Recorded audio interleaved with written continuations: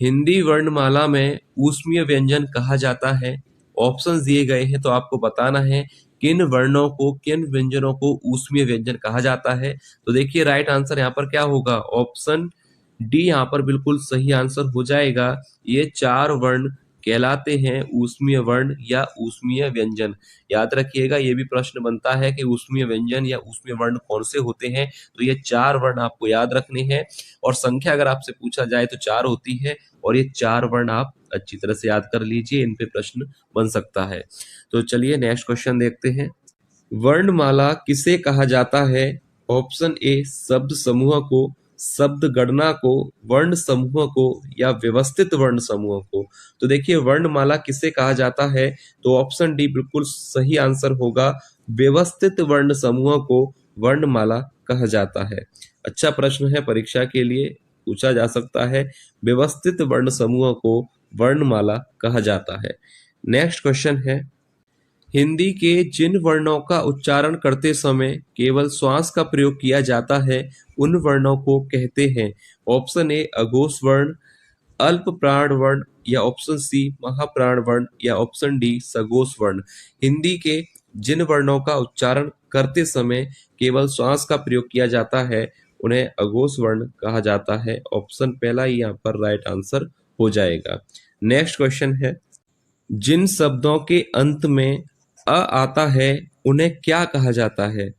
Options दिए गए हैं अनुस्वार, अयोगवाह, अंतःस्थ या अकारांत। तो देखिए विकल्प यहाँ पर कौन सा सही होगा, जिन शब्दों के अंत में अ आता है उन्हें कहा जाता है अकारांत। ऑप्शन डी राइट आंसर हो जाएगा। याद रखिएगा, जिन शब्दों के अंत में अ आता है उन्हें अकारांत कहा जाता है। याद रखिए। नेक्स्ट क्वेश्चन है, निम्न में से कौन सा वर्ण घोष वर्ण है? तो देखिए पहले तो आप यहाँ पर प्रश्न सही कर लीजिएगा। यहाँ पर आपसे पूछा गया है कि सघोष वर्ण कौन सा है, आपको बताना है कि सघोष वर्ण कौन सा है। ऑप्शंस दिए गए हैं प, ट, द या फ। तो देखिए सबसे पहले आपको पता होना चाहिए कि सघोष वर्ण क्या होता है। तो देखिए शॉर्ट में मैं आपको बता दूं, आपको पता होगा कि सघोष वर्ण प्रत्येक वर्ग का तीसरा, चौथा और पांचवा वर्ण सघोष वर्ण कहलाता है। और इसके साथ ही जितने भी अंतःस्थ व्यंजन हैं जैसे कि य, र, ल और व, ये वर्ण भी सघोष वर्ण कहलाते हैं। यानी इसके साथ आप जोड़ सकते हैं अंतःस्थ व्यंजन, यानी य, र, ल और व, ये वर्ण भी सघोष वर्ण कहलाते हैं। आपको पता होना चाहिए। तो अब इसके हिसाब से आपको बताना है कि सघोष वर्ण इनमें से कौन सा होगा। तो देखिए प जो है वर्ग का पहला है, ट वर्ग का पहला है और फ ये वर्ग का दूसरा है। तो यानी ये तीनों ही वर्ण है अघोष वर्ण। तो राइट आंसर यहाँ पर होगा ऑप्शन सी द। भाषा की सबसे छोटी इकाई कहा जाता है। ऑप्शन ए शब्द, बी व्यंजन, सी स्वर या ऑप्शन डी वर्ण। तो देखिए भाषा की सबसे छोटी इकाई किसे कहा जाता है? तो राइट आंसर होगा ऑप्शन डी वर्ण को। ऑप्शन डी राइट आंसर हो जाएगा। नेक्स्ट क्वेश्चन है, रोला किस प्रकार का छंद है? ऑप्शंस दिए गए हैं अर्ध सममात्रिक, विषम मात्रिक, ऑप्शन सी सम मात्रिक या डी वर्णिक व्रत। तो देखिए रोला किस प्रकार का छंद है, परीक्षा के लिए अच्छा प्रश्न है, पूछा जाता है। तो याद रखिए रोला एक सम मात्रिक छंद है। ऑप्शन सी राइट आंसर हो जाएगा। रोला किस प्रकार का छंद है? रोला एक सम मात्रिक छंद है। इंपोर्टेंट क्वेश्चन है, चाहे तो इस पे मैं लिख दूं, याद रखिएगा। इंपोर्टेंट क्वेश्चन है कि रोला एक सम मात्रिक छंद है। नेक्स्ट क्वेश्चन है, किस समास में पहला पद विशेषण और दूसरा पद विशेष्य होता है? ऑप्शन दिए गए हैं द्वंद्व समास, द्विगु समास, बहुब्रीहि समास या कर्मधारय समास। तो राइट आंसर यहाँ पर क्या होगा, कौन सा समास है जिसका पहला पद विशेषण और दूसरा पद विशेष्य होता है? वह समास होता है कर्मधारय। तो ऑप्शन डी राइट आंसर हो जाएगा। कर्मधारय समास होता है जिसका पहला पद विशेषण और दूसरा पद विशेष्य हो, वह समास कहलाता है कर्मधारय समास। नेक्स्ट क्वेश्चन है, अब देखिए अगला प्रश्न है, निम्न में से अल्प प्राण वर्ण कौन सा है? ऑप्शंस दिए गए हैं। तो पहले इस प्रश्न को करने से पहले आपको पता होना चाहिए कि अल्प प्राण वर्ण कौन से होते हैं। इसको भी मैं आपको शॉर्ट में बता दूं तो देखिए, याद रखिए, प्रत्येक वर्ण का, ध्यान से सुनिएगा, प्रत्येक वर्ण का पहला, तीसरा और पांचवा, याद रखिए, ये कोड समझ लीजिए, पहला, तीसरा, पांचवा वर्ण कहलाता है अल्प प्राण वर्ण। तो इसके अनुसार आपको विकल्प का चयन करना है। तो देखिए, च और छ नहीं होगा, फ और भ भी नहीं होगा, ट और थ भी नहीं होगा। तो राइट आंसर क्या होगा? 135 के अकॉर्डिंग देखा जाए तो ऑप्शन बी राइट आंसर होगा, क और ग। निम्न में से ओष्ठ ध्वनि कौन सी है? ऑप्शंस दिए गए हैं ल, र, स या फ। तो आपको बताना है कि इनमें से ओष्ठ ध्वनि कौन सी है। तो देखिए, सरल प्रश्न है, राइट आंसर होगा ऑप्शन डी, फ यहाँ पर सही उत्तर हो जाएगा। ओष्ठ ध्वनि कौन सी है? फ। चाहे तो आप इसको बोलकर देख सकते हैं, फ एक ओष्ठ ध्वनि है। राइट आंसर होगा ऑप्शन डी। नेक्स्ट क्वेश्चन है, निम्न में से कंठ ध्वनियां कौन सी हैं? ऑप्शंस दिए गए हैं, क, ख या य, र, च, ज या ट, ठ। तो देखिए, कंठ ध्वनियां आपसे पूछा गया है। कंठ ध्वनियां आपको बताना है जो कंठ से उच्चारित होती हैं। ऐसी ध्वनियां जो कंठ से उच्चारित होती हैं वह कंठ ध्वनियां कहलाती हैं। तो राइट आंसर यहाँ पर क्या होगा? ऑप्शन देखिए, पहला ही सही हो जाएगा। राइट आंसर होगा क, ख। ये ध्वनियां कंठ से उच्चारित होती हैं, इसलिए यह कंठ ध्वनियां कहलाती हैं। ऑप्शन ए पहला ही राइट आंसर होगा। नेक्स्ट क्वेश्चन है, य, र, ल, व व्यंजनों को क्या कहा जाता है? देखिए, प्रश्न आता है परीक्षा में कि य, र, ल और व, इन व्यंजनों को, इन वर्णों को क्या कहा जाता है? ऑप्शंस दिए गए हैं, स्पर्श व्यंजन या ऊष्म व्यंजन, अंतःस्थ व्यंजन या संयुक्त व्यंजन। तो देखिए, ध्यान से आंसर देख लीजिएगा, य, र, ल और व, इन वर्णों को, इन व्यंजनों को कहा जाता है अंतःस्थ व्यंजन। ऑप्शन सी राइट आंसर हो जाएगा।